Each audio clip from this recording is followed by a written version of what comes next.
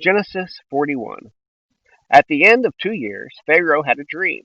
He was standing beside the Nile when seven healthy looking, well fed cows came up from the Nile and began to graze among the reeds.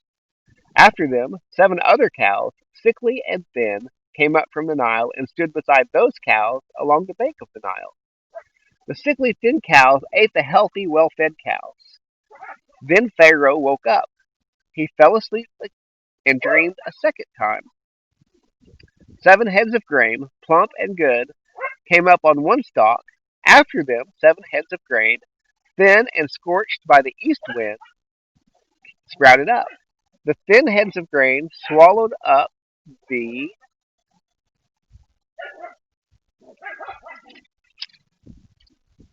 seven plump full ones. Then Pharaoh woke up, and it was only a dream. When morning came, he was troubled, so he summoned all the magicians of Egypt and all its wise men. Pharaoh told them his dream, but no one could interpret it for him. Then the chief cupbearer said to Pharaoh, "Today I remember my faults." Pharaoh was angry with his servants, and he put me and the chief baker in the custody of the captain of the guard. He and I had dreams on the same night. Each dream had its own meaning. Now a young Hebrew, a slave of the captain of the guards, was with us there. We told him our dreams. He interpreted our dreams for us, and each had its own interpretation. It turned out just the way he interpreted them to us. I was restored to my position, and the other man was hanged. Then Pharaoh sent for Joseph, and they quickly brought him from the dungeon. He shaved, changed his clothes, and went to Pharaoh. Pharaoh said to Joseph, "I have had a dream, and no one can interpret it, but I have heard it said about you that you can hear a dream and interpret it." "I am not able to," Joseph answered Pharaoh. "It is God who will give Pharaoh if Pharaoh will answer."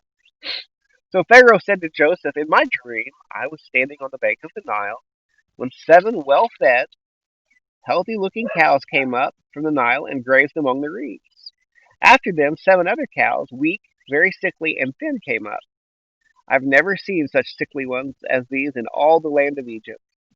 Then the thin, sickly cows ate the first seven well fed cows. When they had devoured them, you could not tell that they had devoured them. Their appearance was as bad as it had been before. Then I woke up. In my dream, I also saw seven heads of grain, full and good, coming up on one stalk.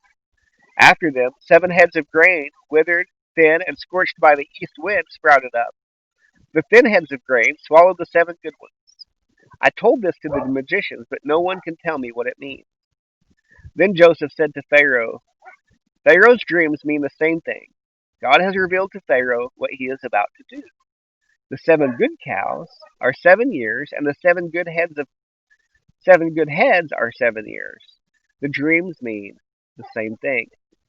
The seven thin, sickly cows that came up after them are 7 years, and the seven worthless, scorched heads of grain are 7 years of famine. It is just as I told Pharaoh. God has shown Pharaoh what he is about to do. 7 years of great abundance are coming throughout the land of Egypt. After them, 7 years of famine will take place, and all the abundance in the land of Egypt will be forgotten. The famine will devastate the land. The abundance in the land will not be remembered because of the famine that follows it, for the famine will be very severe. Since the dream was given twice to Pharaoh, it means that the matter has been determined by God and he will carry it out soon. So now let Pharaoh look for a discerning and wise man and set him over the land of Egypt. Let Pharaoh do this.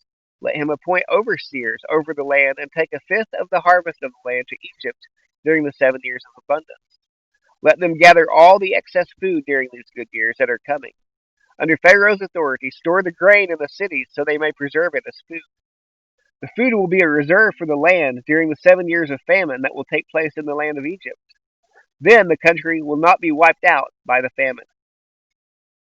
The proposal pleased Pharaoh and all his servants, and he said to them, "Can we find anyone like this, a man who has God's Spirit in him?"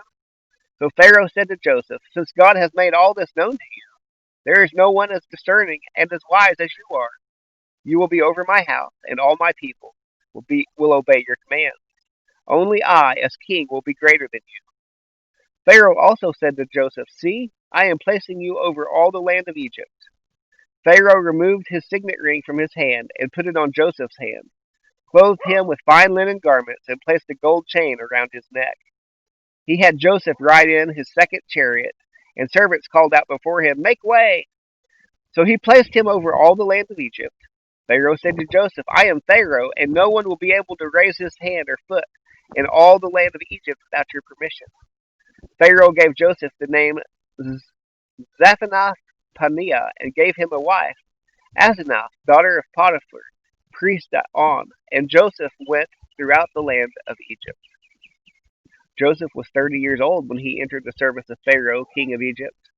Joseph left Pharaoh's presence and traveled throughout the land of Egypt. During the 7 years of abundance, the land produced outstanding harvests. Joseph gathered all the excess food in the land of Egypt, the 7 years, and put it in the cities. He put the food in every city from the fields around it. So Joseph stored up grains in such abundance, like the sand of the sea, and he stopped measuring it because it was beyond measure. 2 sons were born to Joseph before the years of the famine arrived. Asenath, daughter of Potiphar, priest at On, bore them to him. Joseph named the first Manasseh and said, "God has made me forget all my hardships and my whole family." And the second son he named Ephraim and said, "God has made me fruitful in the land of my affliction." Then the 7 years of abundance in the land of Egypt came to an end, and the 7 years of famine began, just as Joseph had said. There was famine in every land, but in the whole land of Egypt there was food. When the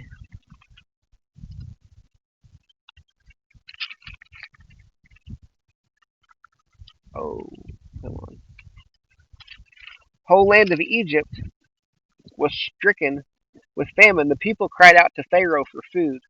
Pharaoh told all Egypt, "Go to Joseph and do whatever he tells you." Now the famine had spread across the whole region. So Joseph opened all the storehouses and sold grain to the Egyptians, for the famine was severe in the land of Egypt. Every land came to Joseph in Egypt to buy grain, for the famine was severe in every land.